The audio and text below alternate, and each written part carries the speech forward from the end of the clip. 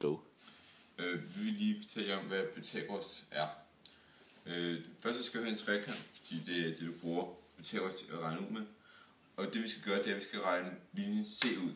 Linjen C, det er altid den længste. Det der står væk fra den vinkelrette grad her. Fordi i en Pythagoras, der skal der altid være en vinkelret grad. Så hvis vi siger, det her det var A, og det her det var B, det er C.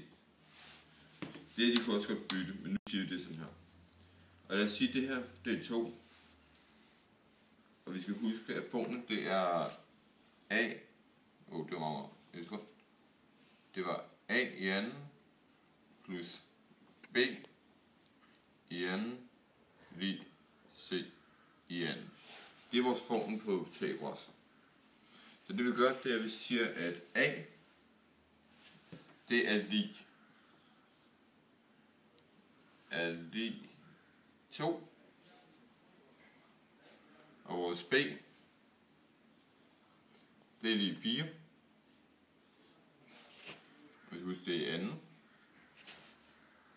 Så har vi 2 gange 2, og 2 gange 2 det giver 4. Så skal vi 4 her. Og så har vi 4 gange 4, det giver 16. Så skal vi 16 her. Nu ved vi, at hvad B er, og hvad A er, og lad os sige det på centimeter, så ved vi, hvad det er i centimeter.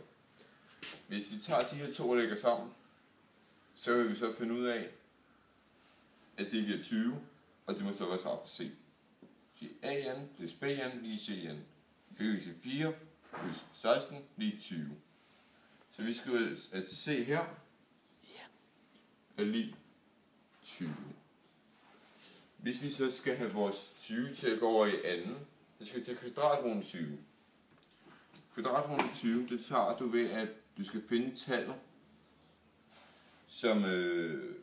som gange på sig selv for at give svar. Og vores svar er så 20. I dette her tilfælde, der er det 4,47, som er det rigtige svar på det her.